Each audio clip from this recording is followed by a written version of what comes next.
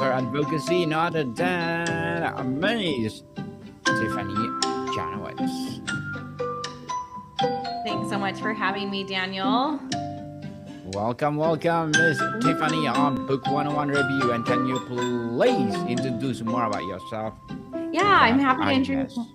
Yes, absolutely. So, as you're seeing there, I mentor people around owning their voice and stepping away from the concept of feeling fine and into your version of freedom. Um, from my own personal journey is really where I came up with this concept and was able to be really in alignment with my truth. And if I can do it, I can teach others to do it. And I'm on a mission to help everybody step into their own version of freedom. Yes, the version of freedom. And thank you so much for sharing your knowledge and wisdom to the world through freedom, Miss Tiffany. Yes. Thank you. And today let's talk about why fine is the most dangerous place to live. So Mm. let's start with the term itself. What does fine mean in the context? Is it a genuine state of contentment or a defensive narrative we use to avoid discomfort? Yeah, I think it's a little bit of both. So I actually came up with an acronym with the term "fine" that really helped when we're asking someone how something is. I mean, how often is it that you say like, "Hey, how are you?" "Oh, I'm fine." And when we really like, if we take a pause there and we say and we ask ourselves like, was that a genuine answer or are we blanketing a feeling behind that? And what I have found when I've been able to really work one on one with people is there's typically a feeling behind when we say something is fine. And that's where I came up with this acronym. So it could be fear based, right? It Mhm. could be a term of insecurity. We could be numb or we could be exhausted. So, with all of those, oftentimes what we fall back on is like, oh, it's fine. But when to your point of when we started this, if we are settling for fine, then we're settling for contentment. And in contentment, there is no growth. Mm, yes, there's no growth, people. We need to have discomfort to grow. You Yes. argue, so Miss Tiffany, you argue fine is more dangerous than being in a clear crisis. Why is that? Does not a crisis force action, whereas a fine seems stable? It seems stable, but when we think about like when you are entering a crisis for action, you have become aware that something needs to shift. And that awareness is really that awakening piece of things, right? So when we become aware of something, then we get the choice of are we going to do something about it? Are we going Mm, to dig a little bit deeper and find some answers for whatever may be on the other side of that fine, right? But if we're not aware of something and we're just sitting in that contentment, then that's I think when we start really masking things, and when we become aware of like, oh, we've been masking things for how long? How deep do we feel in this? Are we living a full life now that is painted for me? Or am I even close to being in alignment for myself and with my true voice? yes, definitely true voice. What are the key psychological mechanism like the status quo bias or loss aversion or comfort zone inertia that lock people into the fine plateau?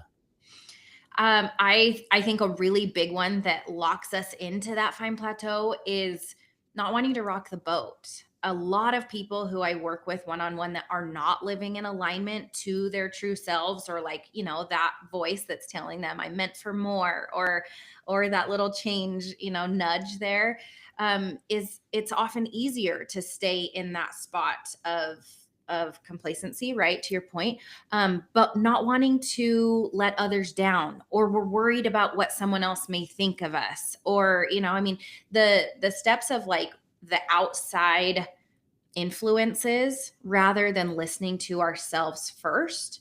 And that is it's a muscle that you have to grow, right? You have to build trust in your own self to be able to step into that alignment, But I really think that, I mean, if you have a framework behind that, that's when it feels less scary. And then you start feeling empowered.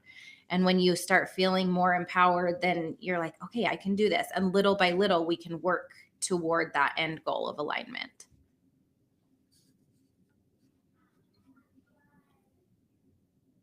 Oh, I can't hear you, Daniel. It went on mute. Yes, for sure. We can There. do this. So let's talk about the personal and relational costs. How does living in fine slowly atrophy our ambition and curiosity? What is the difference between true peace and passive resignation? Great question. So when we're living, I believe when we're living in that space of true peace, you can feel that radiating from somebody. I want you to take a second and like think of someone who you adore being around, and think of some of the qualities are that are coming from them. It's typically like joy or delight, something that is radiating. And we rarely experience feeling something like that from someone who's not living in peace and harmony with their values and what life looks like with them, you know. And the opposite is true. We can also think of someone where if your phone rings, you're like, oh, this is going to be a long conversation, or this is going to drain my energy a little bit, you know. And there's people of both ends for different reasons, you know. But when you think about that, you know, what we're talking about of that true peace, what a beautiful place to be able to live out of that and step out of that fine space. But it takes work. We've got to peel it back, and that stepping out of the fine space looks different for everybody because everybody is willing to challenge that a little bit differently because it is uncomfortable. Mm, definitely uncomfortable, but that's the time you will grow, people. Yes. In relationships, fine can be a silent killer. How does this dynamic manifest between partners, friends, or within families? And what are the early warning signs beyond a lack of arguing? So the earliest signs to me is if you walk away from any interaction with family, friends, any type of relationship that you have, and you wish you would have said something differently, or you're just truly walking away not feeling like you were heard. I believe as humans, we need like we our innate need is to feel seen and heard as humans. And so if we start stifling that voice, then that is the silent killer, Daniel, because we start to subliminally build up a little bit of resentment of, man, I wish that they could have heard me say this, or Mm, someone was speaking on my behalf and that didn't feel true to my voice, or you know. And so that kind of, I think that the silent killer is what starts to put those bricks into, you know, of when we're going back to that fine acronym, you know, and when we're exhausted or when we're numb. Oftentimes people are numbing out when that silent killer starts to come in because it is an exhausting process. And it's, if you don't have the tools to start using your voice, then you start feeling lost. And again, all of these negative feelings start compounding on the effect. It's like death by a thousand paper cuts, you know? So it's not like it has to be this one big fight that, you know, that has to put the nail in the coffin. But to your point, it's that silent killer that it's conversation after conversation where you're walking away and you're going, I'm not being heard. I'm not able to use my voice. And it might not be the fault of the other person. It may just you need to find that power within yourself. mm. Find that power, people, and spread through your body. Mhm. We love that. So, can you share a story of someone who realized they were fine, and what was the catalyst that made that state feel unbearable or clearly dangerous? Yeah, I will actually use myself as the example. So, um, the very one of the earlier parts of my life that I recognized this within myself. I grew up in a very dominant state and religion, and I just kind of started going with the motions. I started like, okay, what was next? Okay, we do this next. And I just started going with the flow and like, oh, this is what I'm supposed to do next. And so I just started doing that. And to the point of the silent killer, I woke up one day and I was like, my life is not even my own. I don't even recognize this person I'm looking at in the mirror. And it was this point where I had to say like, things are fine, things are fine, nothing's per se wrong here, but it's totally wrong with what's in my heart and what I feel like is true to me. And being able to find the courage to speak up about that while being a very young, I mean, I was 20 years old when this was happening. So this was almost 20 years ago, and in that phase of life, those are shaping years that will impact the rest of your life. And so for me to find the courage to say, okay, things are fine, but they're not, I'm so far from free. I feel trapped. And so I had to start breaking some molds and challenging some things for myself. Miss Tiffany, how does the fine mentality affect your physical health and daily energy? Is there a link between settling for fine or lifestyle creep or neglecting self care? I do think that there's an absolute connect between that. When we think of where our focus is mentally, we do feel that. I mean, it is energy. It's actually there are studies out there that if you take two different people and one is radiating from a grateful mentality and from, a state of abundance versus someone who is functioning in a state of fear or neglect or these negative feelings. So there's some research out there that someone that is radiating from an abundant and a grateful state, their physical heart, Daniel, is radiating that energy outward by 10 feet.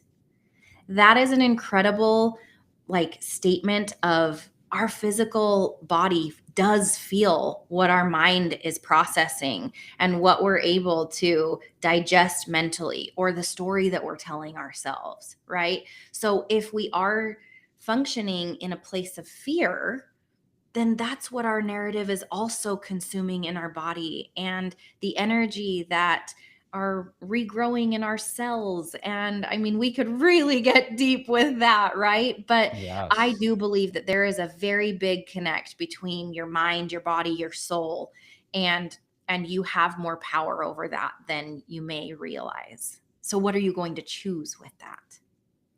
Yes, definitely. So for many, fine feels like a necessary survival mode in the face of overwhelm or trauma. How do we differentiate between a necessary pause for healing and life limiting plateau? Hmm. I think every experience and um, I think you can insert this with many different areas of life, whether it's a professional setting, whether it's a business decision, whether it is something as small as what clothes am I going to wear today, right? You get to insert this in whatever route it is in front of you, but really prioritizing like what's going to move the needle for you. And what I mean by that is if there was a circumstance that you identified in front of you, like I was mentioning, like with religion earlier, right? Religion was something that I really had to go head to head on and decide like, was this fine for me, or do I believe in this wholeheartedly, and can I get behind this? And that's when we unlock that freedom, because then I'm not second guessing anything in whatever that is. Something as big and deep as religion deserves my attention to fight through that fine feeling. Whereas something very small, like what am I going to wear today, that doesn't deserve the attention and add to your decision fatigue as a leader or, whatever roles you may play. So, in my opinion, it's finding what's going to move the needle for you. If you focused on if whatever is in front of you really made a difference to shift in your life, if you could imagine it differently, if you're sitting there identifying something that feels fine and you could imagine that turning around and feel free, what does that look like to you? And imagine it on, get really visual with this and paint the picture very deep. And if that excites and radiates your soul, that is something that deserves you to shift away from fine. Mm-hmm. Definitely. What is the first smallest step someone can take to start questioning their fine? Is it a journal prompt, a conversation, or an audit of their time?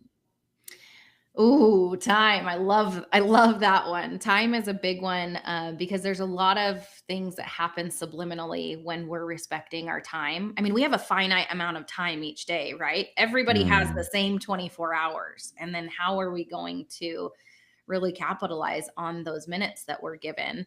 If I am respecting that, like that, what time I'm given, and I'm being fiercely protective of who I share that with, or the thoughts I share that with, what I entertain in front of me, there are some subliminal things that are happening. For example, something as small as, if I'm committing to myself that I want to prioritize my health a little bit more, and I know that by doing that, I need to get some movement in my day.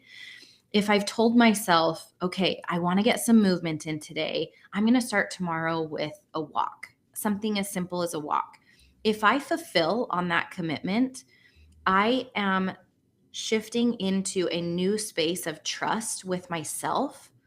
And when you trust yourself, that's when you start finding your voice, and you find the courage, and you're building up the courage. Courage is not something that we're born with. Courage is something that we build, right?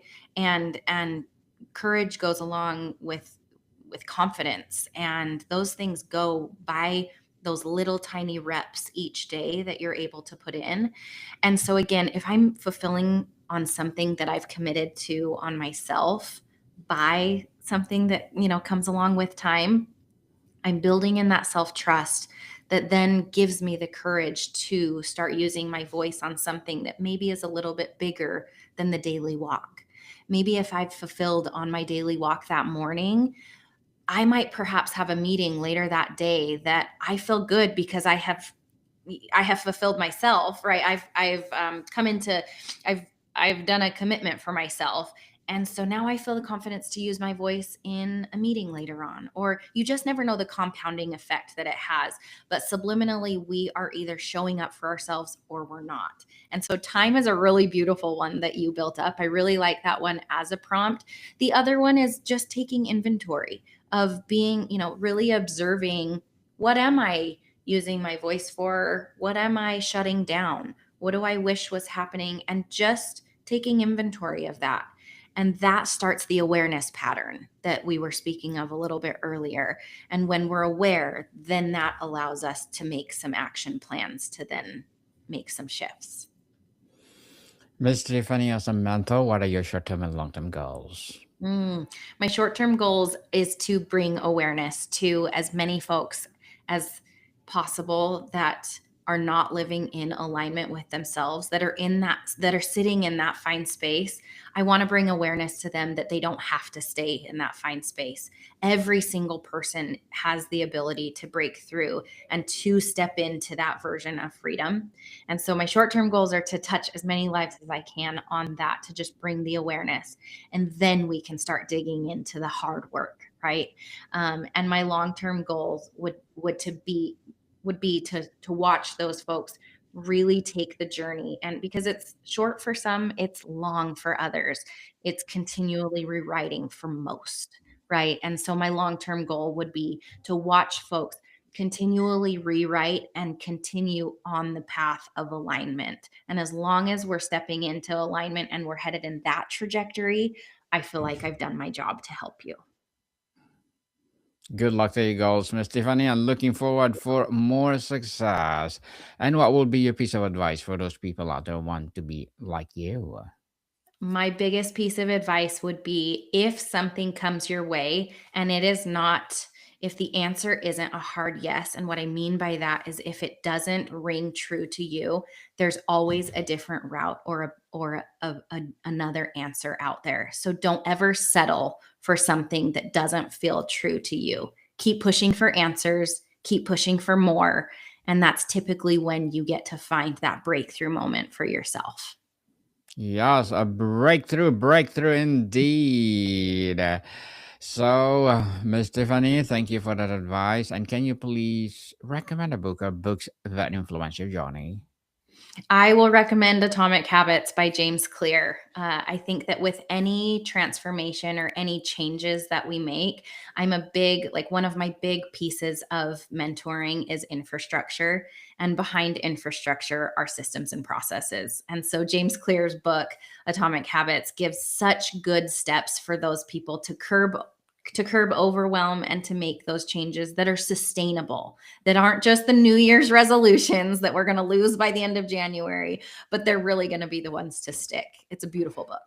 Yeah, sustainable for sure. Thank you for that recommended book, Miss Tiffany. So, on societal level, what are the consequences of a population that is largely fine, and how does this impact innovation, community, in our collective ability to solve big problems? Mm.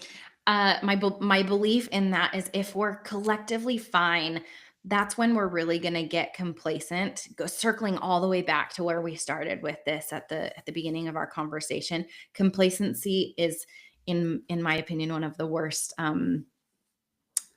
It's almost like a disease to me. It's something that is we don't want around us, right? And if we're doing that collectively as a whole, then we're really stalling out and no progression is being made. All it takes though is one person to start making a snowball effect. It's very much like the flywheel effect that you feel. Once momentum starts, then it picks up faster and faster. And I do believe that when you have people that are speaking up and that are encouraging you to do the same, that's when we can start learning from one another. We can start doing that in a productive and peaceful way. And then we start making progress as a whole and as a society. And then we get bigger. So just starting to know that you get to own your voice and you can be an impact more than you realize to those around you. Miss Tiffany, before we wrap up our discussion for today, I'm inviting you to please do listen to my other podcast, people, because my abstract essay is already in sixth season, abstract poetry in third season, and of course, my book 101 review is in sixth season too. Comedy 101 in its third season, and my food 101 in sixth season as well. Geography 101. Love Letters, Movie 101 Review, Music 101, our fourth season, Science 101, Sex 101, third season, and Trivia 101, Law 101, Mental Health 101, Motivation 101, Entrepreneurship 101, and of course, Bible Verses 101 are my baby podcasts. So please listen to them wherever you listen your podcast. So, Miss Tiffany, ultimately, the goal is to eliminate fine entirely or to pass through the temporary resting state on a more dynamic journey. What does a healthy relationship with periods of fine look like? I think the underlying piece of that stepping away from fine is there truth in the relationship? Is there trust and truth? And as long as that's happening, then both parties are generally functioning out of a place of respect and love. And there are times in relationships where if you truly trust one another, then the love follows. There may be times that are tough, but if you are truly trusting yourself, then you're showing up in alignment that then gets to work well with another one in relationship. And when we're able to do that with both people coming in alignment, that is a powerful relationship functioning at a high level. Powerful indeed. And thank you so much for sharing your knowledge and wisdom to the world. Miss Tiffany.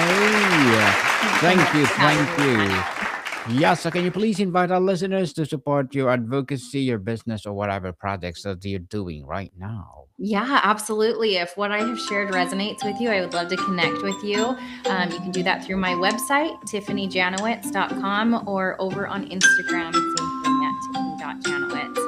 I hope to touch lives and I hope to help you do the same. Yes, people are support Miss Tiffanie Janowitz because if you support her for sure, more and more empowering advocacy like this to rise. So, Miss Tiffany, thank you so much for your time. Thank you so much, Daniel. Welcome, people. See you